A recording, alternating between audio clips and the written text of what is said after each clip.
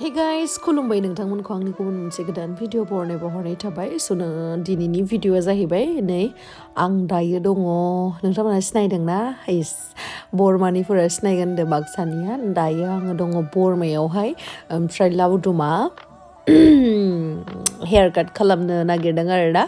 नैबेयावहाय haven इउनिसेक्स सेलुनावहाय नैबे मा होनो बे फ्लाइअभार खाथियावनो दङ आरोना बरमानि ओमफ्राय बेखौनो आं नोंथांमोनजों शेयार खालामनो होननानै सानबाय नै लावदुमा बरया साहा लोंगासिनो आरोना माने खानाय सिननायनि सिगां साहा लोङो खोमालै इयो बिसा खोमा मिथिया आरो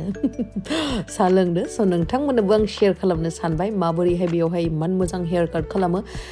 जेरावहाय लावदुमा खानाय सिनजानानै निजिखौनो पुष्पा राज सानो स' नोंथांमोनाबो जुदि आंनि भिडिअखौ नायनो इन्टारेस्टेड नायलांबाय थादो होनोबा बिदिब्ला जोंनि भिडिअखौ स्टार्ट खालामसै चलो ओमफ्राय नैबे आगैयानो दा लावदुमनि दारिखौ सिनसिगोन आरोना बिराद मोजां रोङो बियो आगैया माने आं लावदुमनिखौ नुयो नालाय आंहाथ' एक्सपिरियेन्स गैया खिन्थु आं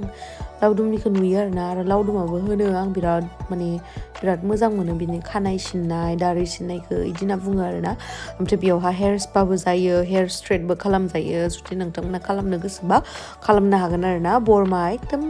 मेन टाउनावनो खाथियावनो दंखायो बोरैबा आइथिंखौबो थिखोबाय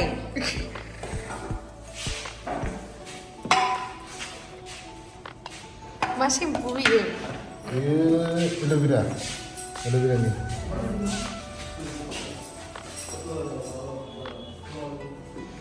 मुना खालामदो जोंहा मुना नोंनिया दखान गोदाना माहा जागोन होनदो जाथ'वा आंलाय जासिगोनदां होननासो सानदों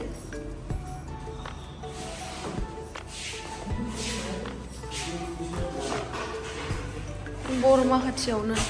नैबेनो मालिकआ मा नाम हेभेन ना हेभेन इउनिसेक्स सोरबाफोर हेयार स्ट्रेट हेयार स्पाबो खालामो ओमफ्राय मा खालामो बेयावनो एड्रेसा ओमफ्राय दायो हेयार काट खालामखांनानै वाशबो खालामखांबाय वाश खालामखांनानै आरो दा ड्रायार इउज खालामदो आरो ओमफ्राय माबायसा जायो नोंथांमोना रिजाल्टखौ नुगोन सिगाङावथ' लावदुमा खानायखौ टाक्लुस लायोमोननो नोंथांमोना लावदुमखौ सिगाङाव नुदोंबा सिगाङाव जाय बिथांमोना सिनायोमोन लावदुमखौ टक्ला बोरैबा थायोमोन ना दासो हेन्डसाम जाबाय आंखौ लोगो मोननानै इदि होनबाथ' बिराद रागा जोंसिगोन आरो इयो गोदोनि टाक्लुनि फट'फोरखौ मा खालामखो इयो फुरा डिलेट खालामजोब्बाय आं एदावबाय थायोमोन नालाय बिराद नकथासो जेनेबा गोदोनि फट' थाबा मोजांसिन आं सिगाङाव बिदिमोन दायो बिदि जाबाय बिदि होनो ओमफ्राय बिनिया माबा लाजिखो ना माखोसो सब डिलेट खालामजोब्बायलै आयौ आं दोनखुमानानै दोन्दोंमोन आंनि फनाव इखौबो नागिर डिलेट खालामनानै दोनस्राबाय होमबाबो दोङो आंनियाव दाबो मोनसे मोननै मालाबा देखायगोन र' आं नोंथांमोननो जेब्ला आंनि साबसक्राइबारा बारायो होमबाना देखायगोन होनदो दा देखायथ'वा माबायसा नुखो नै बरिया होनबाय दा माने बे बारा गोलावबो लाखाया एसे मिडियाम बेनि थाखाय मिडियाम आरोना मिडियामाव लायो आरो नाङा आंनो इखौ नांगौ आंनो नांगौ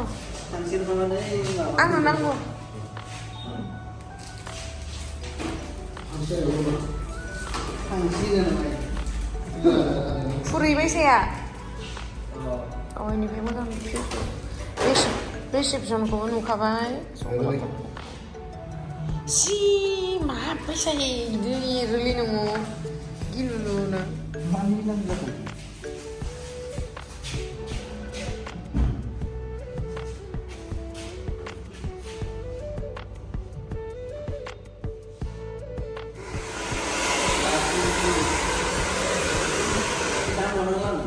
नांला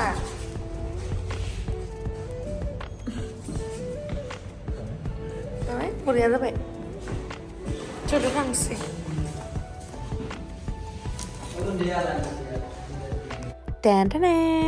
नै लावदुमाबो पुरा पुष्पा राज जाबाय आरोना हेभेन इउनिसेक्स सेलुन बरमायावहा हाबनानै स' नोंथांमोनाबो हाबनो हागोन आरो नायनो हागोन रिजाल्टखौ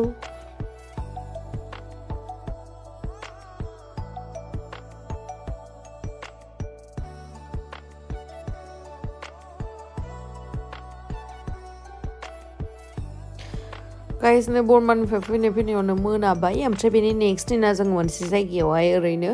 बाइकजों बेरायनो होननानै सानबाय आरो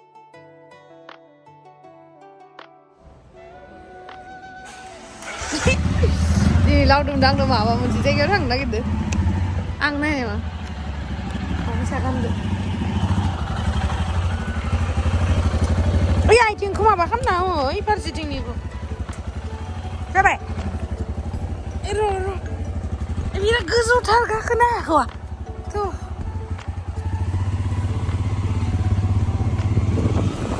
आयु मा गोजांदो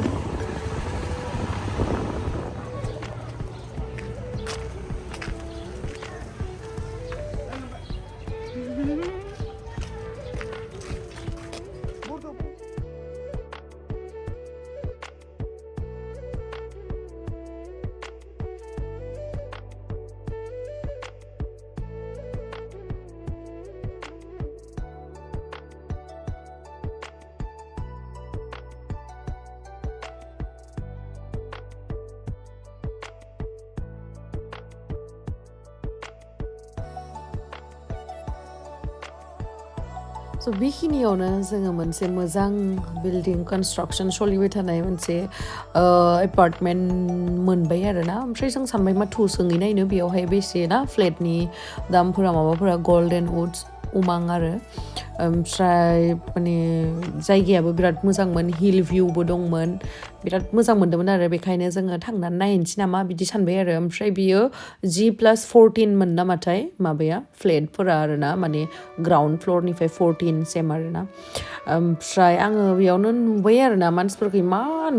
गोजौनिफ्राय बोरै गाखोनानै इमान खामानि मावो बेस्राफोरा इमान खस्थ' आसरित माने मानसिया थांना थानायाव माबायसा थानानै मावनानै जानांगौ ओमफ्राय बेवहायनो आं दिनै नोंथांमोननो दिन्थिनोसै जे फ्लेट मोनसे नायनो थांबाथाय नै बिथांमोना बेनि जिथु डेम'खौ बानायना दोनदों आरो 2 BHK आरो 3 BHK नि डेम' बेफोरो नायलांबाय थाबानो जाबाय नोंथांमोना माबोरैहाय जागोन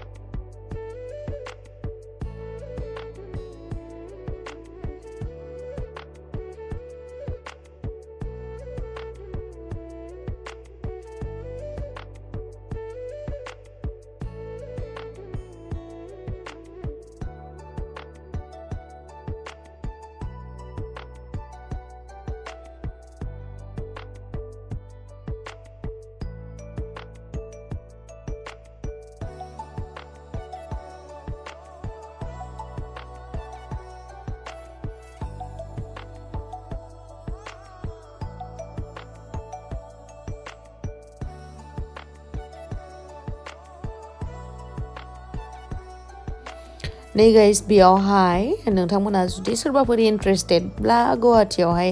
फ्लेट लानो नैबेयावबो लानो हागोन आरो एभेलेबेल दङमोन जों थांबा जों ओरैनो नायना फैबाय आरो मोजां नुदोंमोन नालाय बेकग्राउन्डफोरखौ बा भिउफोरखौ बा एपार्टमेन्टखौ मोजां नुनायखाय ओमफ्राय नोंथांमोना बेखौ पस्ट खालामनानै नायनो हागोन आरो बेसे मा डिटेल्सफोर सब दंजोबो बेसे दाम फ्लेटनि 2 BHK 1 BHK GST बेसेबां सब डिटेल्स दंजोबो ओमफ्राय जोङो मोना ड्रेस चेन्ज खालामनानै बेयावहा साहा लोंनो फैबाय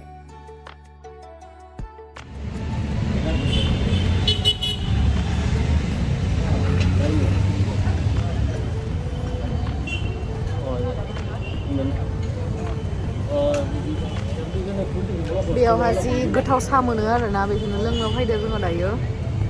लावदुमजों आंजोंहाय गोथावथार साहा मोनो बेयावहाय ओंखायनो लोंनो फैदो जोङो दायो